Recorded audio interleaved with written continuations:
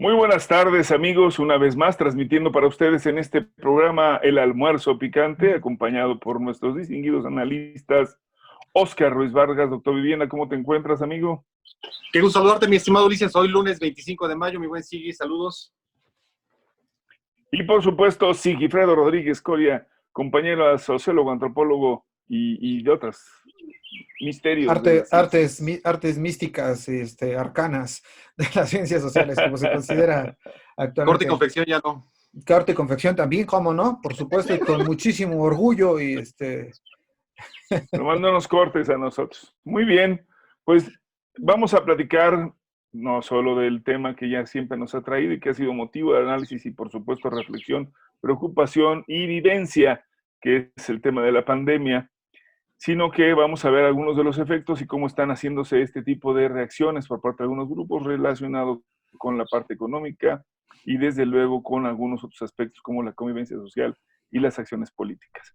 Así que empezaremos esta vez con una presentación breve. Nos dijo nuestro querido amigo Sigi, que ha estado llevando a cabo el análisis de los comportamientos de estas, digamos, contagios y sus repercusiones. Adelante, mi querido Sigi, por favor. Con todo gusto, Ulises.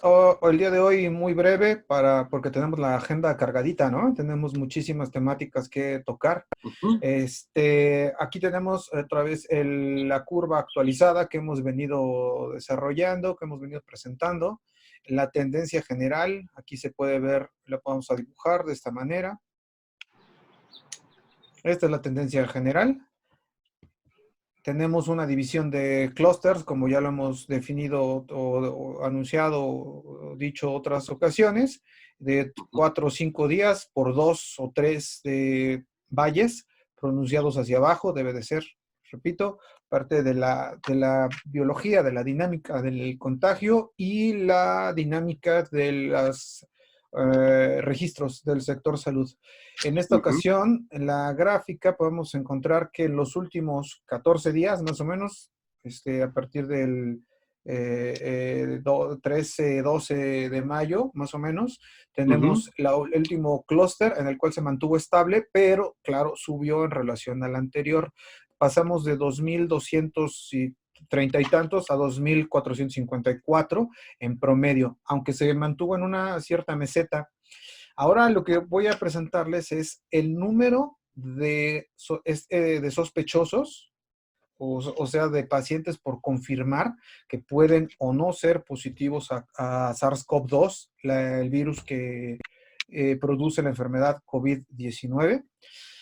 Y lo sumé a la curva de confirmados, que es esta línea azul, que es la que les hemos venido presentando semana a semana y que es con la que estamos haciendo la referencia.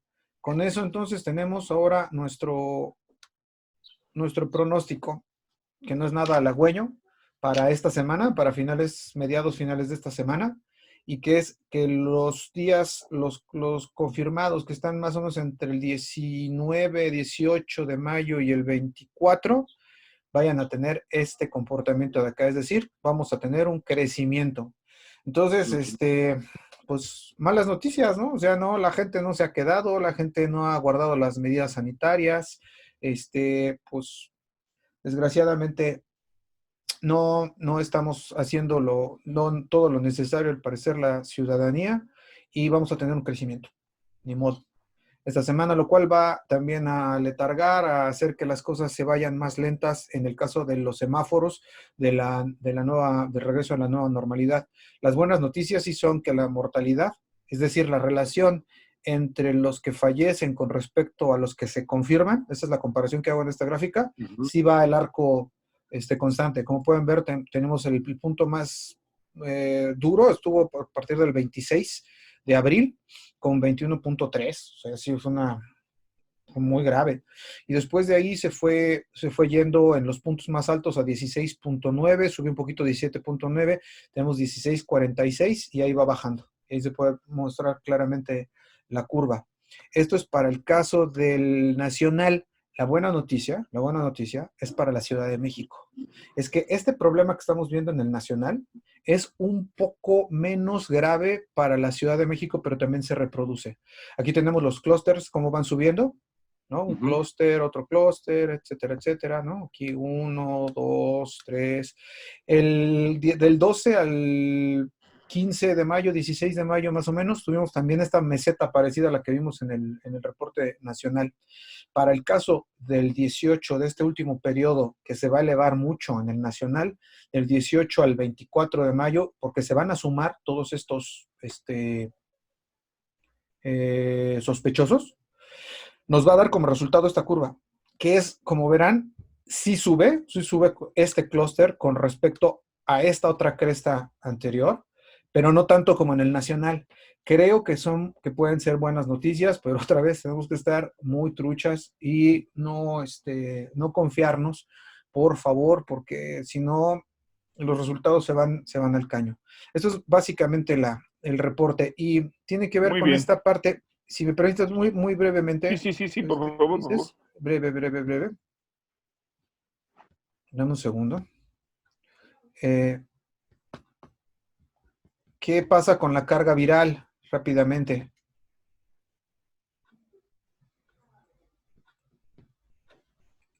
Bueno, en fin, creo que esto lo podemos dejar para más adelante, si nos da tiempo, para no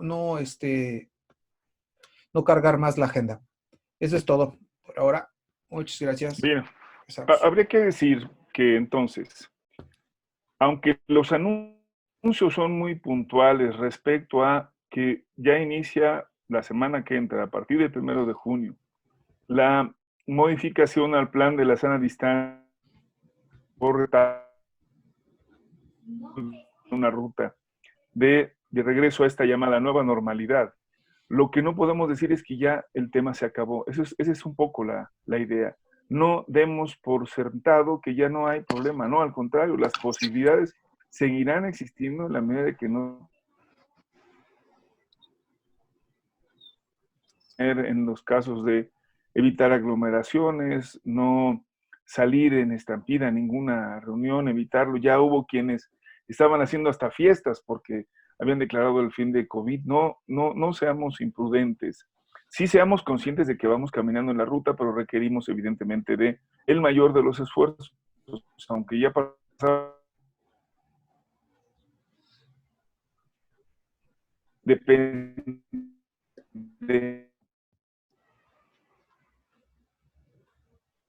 Oscar, parece que tenemos unos ciertos problemas con la señal. Saliste un momento, andamos medio mal con la señal, ¿verdad? Con el internet, debe ser. Yo creo que estamos sobrecargados, ¿no? En las redes. Yo supongo que sí.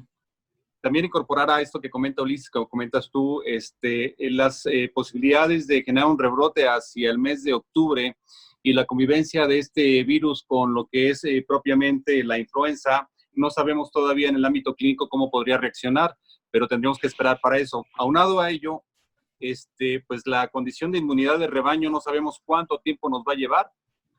Por eso es importantísimo seguir tomando las previsiones, respetar el semáforo y pues si no hay necesidad de salir todavía a generar actividades en la calle, no lo hagamos. Estamos en un nivel de riesgo importante, en un semáforo rojo todavía, entonces es algo que tenemos que compartir a la población y nuevamente hacérselo llegar de manera muy clara y muy, muy precisa. Correcto. Por supuesto. ¿Sí me escuchan? Sí, ya volviste completito. Decía yo que uno de los datos más escalofriantes es que, por ejemplo, Estados Unidos está prácticamente por llegar a los 100,000 fallecimientos. En nuestro país andamos en la cifra superior a los 7,000. Esto hay que tenerlo en cuenta. Quienes no han tomado medidas apropiadas han seguido teniendo acumulados de contagios y desafortunadamente muchos más perdido la vida. Hay estados-nación como Brasil que de verdad están viviendo uno de los peores momentos y ahora sí la crítica a Bolsonaro es, digamos, completa y absoluta a su falta de responsabilidad en la actuación frente a la pandemia. Hay otros países que han querido regresar a la normalidad muy aprisa. Se empezó a hablar ya de apertura, por ejemplo, de playas en Italia, o se ha abierto de que pueden hacer viajes. Bueno, quiero decirles que para muchos países también están siendo medidas controversiales, o por lo menos no tan ajustadas al deseo de ya poder decir que regresemos a la normalidad. Y se ha recomendado, por ejemplo, incluso que no hagan viajes a España a los europeos, particularmente, digo, países como Alemania y como la propia Francia les han dicho, hey, moderados, tranquilos. Entonces, creo que esos son mensajes importantes. Si estamos regresando, si ya empezaron a abrir algunos mercados, hoy reaperturó sus puertas Jamaica, ¿no? Se había cerrado por el tema Sí. del Día de las Madres para evitar mayor nivel de contagio. Sí. Exactamente, pero sigue siendo un riesgo. Entonces, creo que el mensaje es claro, no bajemos la guardia, qué bueno que ya van saliendo las cosas, pero no nos confiemos a que la situación va por una especie de deseo cumplirse y cambiarse. Se va a cambiar a medida que hagamos las cosas que estamos proponiendo y que siguen siendo útiles. Utilizar, si vas a salir, utilizar el cubrebocas, si vas a regresar a casa, mantenerte limpio. Hay que decirlo, muchos de los contagios están dándose ya en casa, es decir, de personas que en algún momento salieron y regresaron y la casa se vuelve el espacio natural de contagio. Entonces, creo que es un mensaje importante. Si las cosas van caminando es cuando tenemos que ser mucho más precavidos. Y aquí, pedirle su comentario, porque adicionalmente a esta posibilidad de regreso y que algunos ya están ansiosos, han empezado a dar también otro tipo de informaciones que generan enorme inquietud y, por no qué no decirlo, miedo. Se está hablando, por ejemplo, de una caída brutal de hasta el 40% del Producto Interno Bruto en el caso de México. Están insistiendo en la pérdida de millones de empleos, aunque el presidente y el jefe de ejecutivo ha reconocido 1 millón. Y por supuesto tiene que ver con una decisión que está relacionada de nuevo con otros factores como es el energético. Por favor, sus comentarios y vayamos intercambiando. Sí, mi bueno, Ulises, sí, pues primero tomar en consideración que es un factor externo el que está generando esta situación de carácter económica y pérdida de empleo. No se debe a las políticas públicas o gubernamentales de carácter nacional. Es una cuestión de carácter internacional, es una pandemia. Y en este contexto, los empleos que se han estado perdiendo, básicamente es a razón de lo que comentábamos el programa pasado. Gran parte de la industria, de la transformación, de la extracción, por ejemplo, minera, de la industria energética, de la industria de la transformación, no ha querido asumir ningún tipo de costo frente a esta pandemia. Lo más fácil para ellos es desterrar a los empleados que finalmente no les son útiles, como si fuesen cualquier tipo de mercancía, y decir, no, no convido, no comparto, no soy solidario en ningún esquema y estoy perdiendo mis márgenes de utilidad. Creo que es a razón de lo que se está mostrando en el país, esa falta de solidaridad por parte de las empresas y los patrones de muchas de las empresas, y no propiamente por un mal ejercicio o mal diseño de estrategias públicas o gubernamentales. Creo que a cada sector debemos de darle el peso que corresponde en cuestión de la asunción de sus responsabilidades en esta pandemia. Pero creo que todavía no llega a lo peor. Lo peor está por verse en las próximas semanas. Y esto nos va a dar hacia adelante un mapeo muy puntual del comportamiento de las empresas y no solamente del pasado inmediato, de los últimos 3, 4, 5 meses, sino de ir hacia atrás a revisar cómo se han comportado estas empresas que señalan que han estado perdiendo empleos y cómo han reaccionado frente al fisco en el cumplimiento de sus obligaciones, de la prestación de seguridad social, entre muchas otras, el nivel de utilidades que tienen y el nivel de acaparamiento del mercado también. Creo que son muchos elementos, es muy fácil decir, se están perdiendo miles y millones de empleos, pero ¿qué están haciendo las empresas en este momento? Pequeñas, grandes, medianas, las que están sustentando de mejor manera, hay que decirlo, a su planta laboral, son las empresas familiares, las microempresas y las pequeñas empresas. En este sentido dejo la participación y creo que hay mucho hilo de dónde cortar hacia adelante. Iremos haciendo un análisis del comportamiento económico, histórico y del pasado inmediato para Muy poder bien. compartir. Perfecto. Sigi, si nos haces favor tu comentario. Sí, Ulises, bueno, coincido en la mayor parte con ustedes, por supuesto.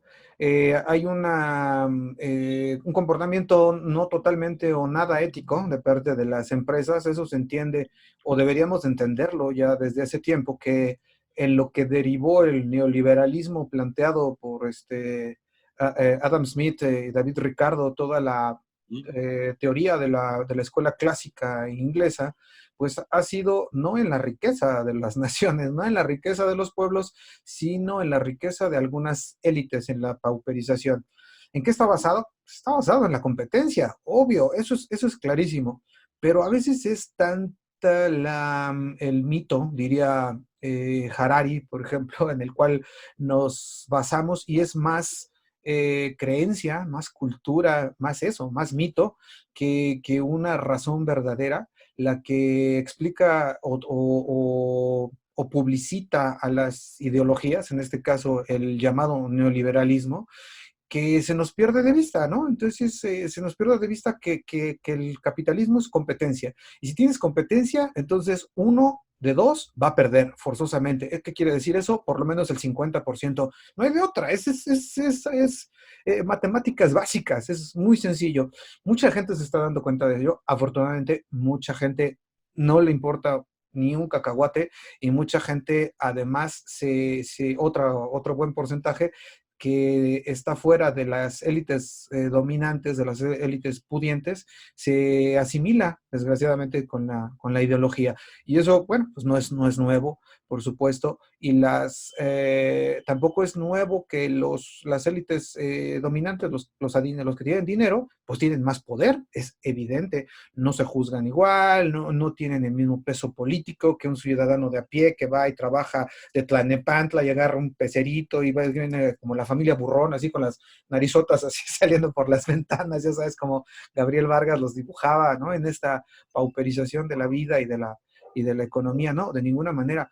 Pero eso son cosas que escapan. Entonces, estas presiones de la gente que tiene estos consorcios, este poder económico, pues pesa de manera diferente. Y pesa diferente en otras ramas. Hay otro ámbito, otro sector que también está siendo bombardeado, pero creo que responde a la misma lógica económica y a la disparidad, a la asimetría, ¿no? De la asimetría que existe en nuestra sociedad y que está siendo puesta en evidencia por el COVID, y que cuando además homologa, por ejemplo, que el caso de la llamada rebelión de los pijos en España, pues se molestan mucho Ah, sí, y claro. cacerolea, ¿no?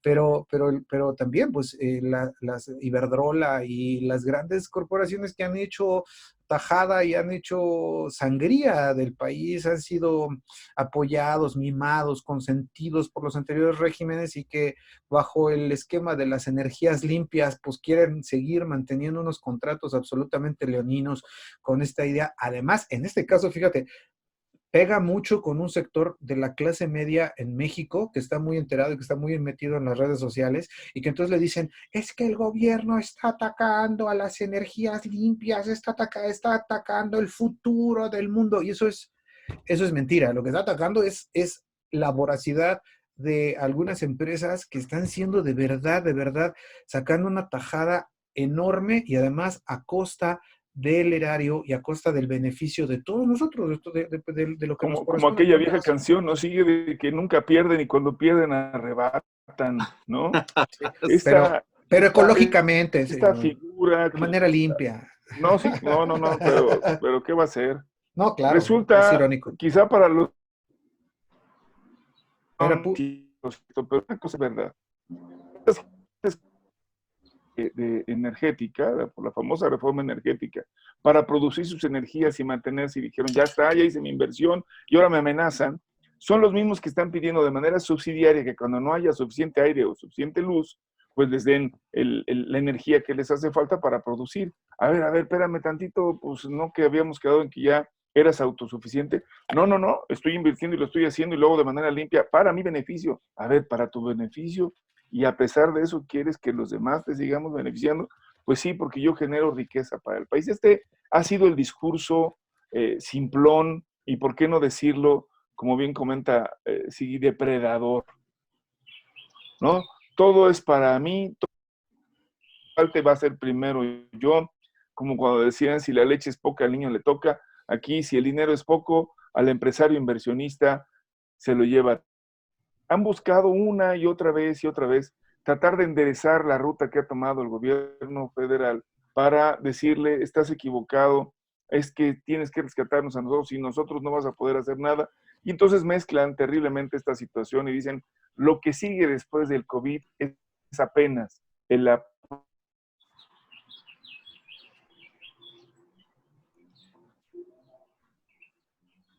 No, y además que se han también acostumbrado, so pena del cuidado del medio ambiente y la generación de energías limpias, mi buen Ulises, sí, a los subsidios, estos enormes subsidios, cantidades de recursos económicos que dejan de pagar o aportar, o bien se traducen en mayores beneficios para estas empresas de generación de energía limpia, so pena de muchas otras situaciones que ya analizaremos también, es que de repente ponen el grito en el cielo y dicen, bueno, ¿cómo es posible que se genera un acuerdo por la CENACE, el Centro Nacional de Control de Energía, para aparentemente afectar a estas empresas productoras de energía eólica en algunas partes a nivel nacional, y que el juez primero de distrito en materia administrativa otorga el amparo a 6 empresas?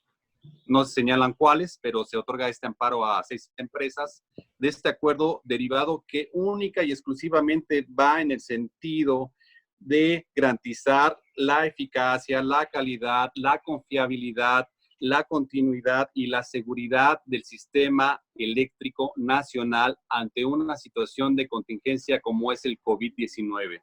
No para efectos de su producción, de su diseño, de su estrategia, sino es un ámbito, un aspecto estratégico nacional que se tiene que cuidar, y el gobierno tiene la obligación de tomar las decisiones pertinentes en ese sentido.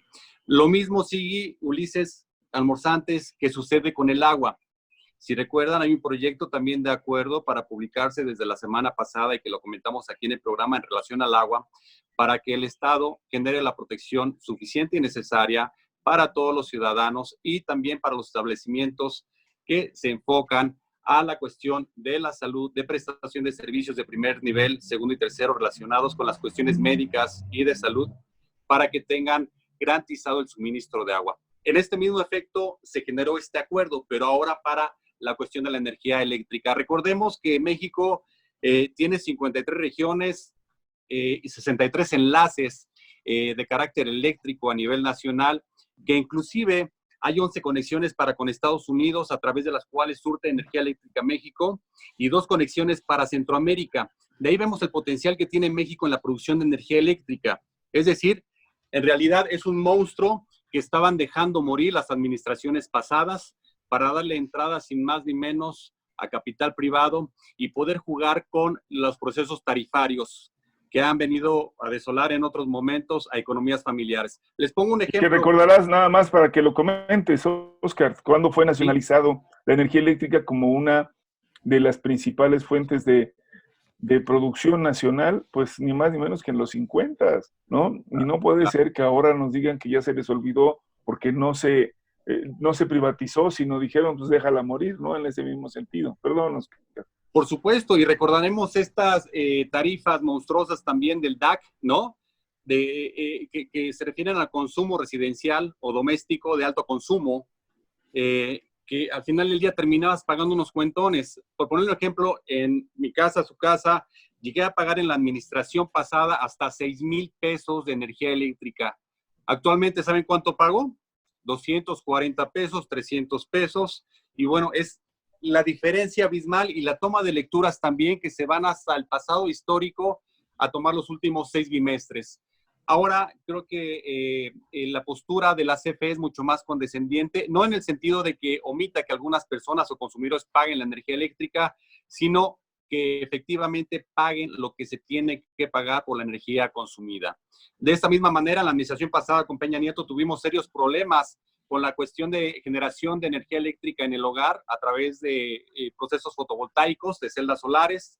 Actualmente el gobierno dice, está bienvenida esta opción, qué bueno que las familias pueden producir su propia energía eléctrica, y los consumos se han visto disminuidos de manera radical en el importe que tienen que pagar las familias mexicanas. Nada más ahí lo dejo para poner un pequeño ejemplo en el sentido del punto en donde estamos parados actualmente en relación a la energía eléctrica. Ahora, lo que sí vale la pena, en cualquiera de los casos, se acordarán ustedes que había esta visión también de que si vamos a regresar y no vamos a regresar como estábamos antes, pues entonces que me paguen lo que me deben, subsídienme. Y otra vez volvemos a escuchar Sí, que claro. también existen quienes creen que lo más importante es que solamente los que se sientan de alguna forma más afectados son los que más deben de recibir. Hay una movilización de trabajadores de la salud que seguramente si eso es una falta hay que cumplirla, si es injusticia había que apoyar, que no tienen, dicen ellos, los implementos para hacerlo. Pero también es cierto que a lo largo de todo este proceso hemos vivido momentos en donde no necesariamente ese es el principal objetivo, sino demostrar que hay una falla. Están convocando para el próximo 1 de julio a una movilización, pero curioso, en el marco de esto también alguien como el señor diputado Romero Hicks, ¿no? Gente muy cercano al gobierno de Fox, el hombre en su momento rector de la Universidad de Guanajuato y luego del CONACYT en otros momentos, y bueno, un personaje ahí completamente vinculado a estos gobiernos, ¿no? Me refiero al gobierno de Fox y Calderón, ahora dice que van a demandar, van a proceder hacia hacer un juicio contra López-Gatell porque consideran que ha manejado mal los números y no han hecho lo correcto, cuando no han querido reconocer que dejaron de verdad en el abandono al sector salud. Y hoy por eso digo yo, se movilizan trabajadores que dicen estar siendo mal habituallados, cuando es el momento en que más recursos se tienen y más materiales existen y se están repartiendo.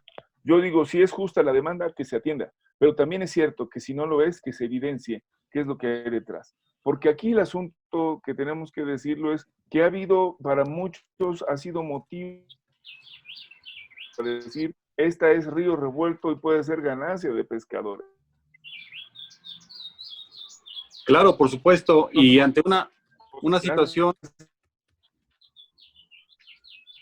de haber dejado en quiebra prácticamente al sector salud de administraciones anteriores, da cuenta de que cerca de 300 unidades hospitalarias no estén en condiciones óptimas de poder prestar el servicio, mi buen Ulises. Y también hacemos referencia hace 2 semanas de un desvío de cerca de 120 millones de pesos para material clínico que nunca se clarificó en la administración pasada, en los últimos meses de la administración pasada. Es en este contexto que, pues, obviamente se están haciendo esfuerzos extraordinarios por priorizar el sector de la salud, inyectando recursos y una atención adecuada, pero también es importante verificar lo que se ha hecho en el pasado inmediato, en las administraciones anteriores. Resulta ahora infame que, obviamente, algunos personajes de la política nacional de otros partidos vengan a recriminar y señalando que no están haciendo bien las cosas o que los números están maquillados, lo cual no puede ser en este sentido, ¿no? Y también es importante, pues, clarificar que ahora, en este momento, se vuelve una oportunidad de oro para muchas empresas, para muchos empresarios que no han sido ni están comprometidos ni con los empleados ni con el país a que sus empresas desaparezcan. Se dice, es una oportunidad de oro en este momento para que mi empresa desaparezca, para darla por cancelada, para darla de baja, para dar de baja a muchos de los empleados, porque ya venía arrastrando un déficit, una situación de números rojos. Y no cumplir con ninguna obligación. Sin pagar impuestos, ¿no? Y dicen, es cuando, es hoy. Ahora, yo les pediría, digamos, un poco para ir cerrando este esfuerzo de reflexión, porque sin duda, bueno, son de los temas que nos están tocando. Existe la posibilidad, lo hemos dicho, de que las cosas sean radicalmente distintas y habrá que valorarlo. Ya en el informe que nos presentaste también, Sigi, y que estuvimos comentando, que creo que hay que retomarlo, se están señalando estas nuevas etapas y hemos comentado mucho al respecto de cómo se van a modificar nuestras prácticas y nuestra vida cotidiana, y que eso es algo de lo que tenemos que asumir con toda claridad. Y creo que en el caso de la Ciudad de México va a ser ejemplar también este tipo de medidas y ese tipo de acciones. Por ejemplo, no va a haber posibilidades de entrar a la normalidad si seguimos haciendo toda la movilidad o si seguimos teniendo las viejas prácticas que teníamos donde todo el mundo salía a la misma hora y se hacían grandes congestionamientos. Vamos a tener que modificarlo. Significa una reeducación en nuestras maneras y en nuestras prácticas. Y lo va a significar porque esto va a tener también otro tipo de forma de empleo y otro tipo de trabajo. Yo les pediría que reflexionáramos así muy brevemente, porque hay una tentación también, había que decirlo, media autoritaria, en el sentido de, bueno, pues entonces si ya no hay, otra vez, pero en un sentido inverso, ¿no? Si no va a haber manera de que salgamos, pues mándame todo el trabajo a mi casa, pero dame computadora, dame todos los equipos, dame todas las condiciones, y si no, pues voy a hacer algún tipo de marcha desde mi hogar. Y creo que otra vez es romper la idea solidaria, que es uno de los factores que ha surgido por la idea individualista. Pues a reserva, desde luego, que hablemos de los esquemas cooperativos como prometimos, Oscar, y que creo que debe de ser buen motivo el próximo miércoles. Yo quisiera que hiciéramos un poco esta reflexión, porque, por ejemplo, me viene ahorita a la mente el dato interesante. Uno de los principales promotores del Brexit, que trabaja obviamente en el gabinete del actual primer ministro de Inglaterra, ¿no? Fue de Gran Bretaña. Es el primero, le han criticado que supo que su esposo se enfermó y se fue de Londres a esconderse en alguna parte del norte, y hoy aparece ya que vio que pasó el peligro, ¿no? Con todo y que su propio patrón, el primer ministro, se tuvo que rifar enfermo de COVID. Pero habla de esta visión con profunda individualismo que surgió también con el proyecto neoliberal, donde pues las pérdidas en efecto las quieren compartir, pero las ganancias nada más son... Y los riesgos se socializan, ¿no? Las ganancias se privatizan, así como también las pérdidas pero pues todos se disciplinan, ¿no? Entonces, ahí es donde yo creo que tendremos que ir haciendo este pequeño cierre. Así que, sí, si quisieras hacer algún comentario. Pues mira, yo todavía estoy dudoso con respecto a la razón que puedan tener las diferentes grandes mentes que han estado planteando diferentes vías o posibilidades, ¿no? El caso de Byung-Chul Han, el filósofo de Corea del Sur, que dice que el riesgo de del autoritarismo está presente y que se puede venir una época oscura en el caso de las libertades. El caso de Harari, que dice utilicemos la globalización de manera correcta, utilicemos la tecnología, entremos en un mundo racional, nuevo, ¿no? Zizek, que se desmarca un poco de los anteriores, aunque hace una visión creo un poquito más corta, y dice socialismo, ¿no? Como si fuese estuviese vigente todavía. Hay diferentes cosas que analizar y van cambiando con el tiempo. Yo creo que sí hay una clara, una clara crisis del individualismo. Sí, el COVID dejó una cosa muy clara, y es que el bien o el riesgo de uno es el riesgo de todos. Si se abren los vuelos en Japón, va a afectar a Portugal, y Portugal va a afectar a Ecuador, y Ecuador va a afectar a Chile y México y lo que sea. Sobre todo en un caso como la viralidad.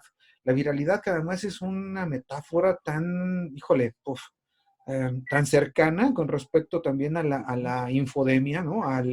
A nuestro fracaso en la comunicación, en las redes sociales, en la razón, en los valores, ¿no?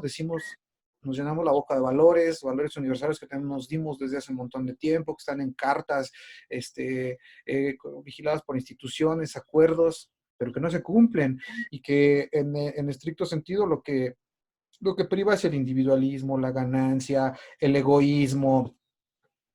O sea, es una sociedad que no ha avanzado. Yo creo que sí estamos haciendo cosas importantes en México. Hay varias cosas, las voy a mencionar. Por ejemplo, el caso de animarse, o es decir, tener el valor para decir que la vacuna y las curas no sean solamente para unos cuantos, y lo ponemos sobre la mesa y que se hayan sumado un montón de gente. Eso me parece, es fabuloso. Que se invierta el proceso del modelo económico en las dos vertientes que existen, que es la del neoliberalismo, liberalismo o neoliberalismo, de la herencia del viejo sistema inglés clásico, que dice, denle dinero a los empresarios por interés nacional o por interés social, para que entonces no se pierdan los empleos. Y aquí en México lo invertimos, y me parece que está muy bien. Y la idea es, denle a los consumidores. ¿Quiénes son los consumidores? La base social, los trabajadores, la gente que tiene menos dinero. Entonces, denle dinero para que entonces el ciclo productivo se mantenga y sean consumidores. Yo creo que deberían de darse cuenta los empresarios que tienen en México, que tienen una gran oportunidad de volverse aliados en un nuevo modelo de negocios que está caminando agigantadamente en el mundo. O sea, China ya no le puso lana como Estados Unidos, a decir, salvemos a Procter & Gamble, salvemos a las grandes empresas y darles dinero directamente. Ya no hizo eso, porque vio unos resultados contracíclicos en la anterior crisis y le fue bastante mal. Y con eso adaptó entonces el modelo. Eso va a tener una influencia muy, muy, muy grande en el mundo. Lo que está pasando en Europa también. Y bueno, qué lástima que ahora no nos pudo acompañar el doctor Vargas, nuestro especialista en economía, porque estos eran temas muy, muy para él, pero que nos acompaña el miércoles, a ver si quiere. Sí. Claro. Pero hay que destacarlo, ¿eh? Sí hay que destacarlo porque se están viendo muy miopes los empresarios, están dando pataletas por seguir pegados al biberón que les daban por nada regalado en los anteriores regímenes, cuando hoy tienen la oportunidad de hacer crecer su liderazgo junto con el liderazgo de México en medio de la posibilidad que da una crisis y una estrategia arriesgada, pero me parece clara y eficaz hacia adelante. Pues muy bien, pues mi querido Oscar, te voy a pedir que nos preparemos para el próximo día miércoles, porque ya nos estamos agotando el tiempo. Solo decirles, y creo que es muy importante, el hecho de que se suspenda ya el programa de sana distancia o este fin aparente de la cuarentena, que fueron más de 40 días, no significa que bajemos la guardia, ya lo vimos, hay semáforos, como bien lo hemos explicado. 2, no se espanten y digan, esto ya se acabó, el mundo va a ser peor, no. Estamos arrancando una nueva fase que reclama de mantener muchas de las cosas que aprendimos hoy, entre ellos el tema de lo solidario, y tenemos que verlo en la economía, y de eso vamos a hablar en la siguiente emisión.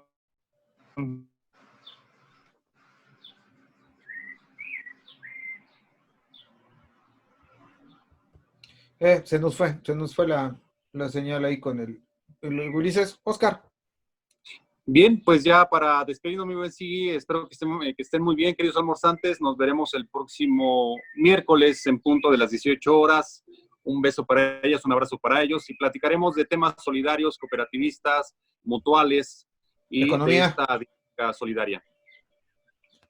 Ulises, ¿estás al aire? Pues ya, yo estaba esperando que terminara de hablar mi amigo. Bueno, esto fue una emisión más de El Almuerzo Picante. No. Sí. Nos vamos, pero ya lo dijo Espartaco, volveremos.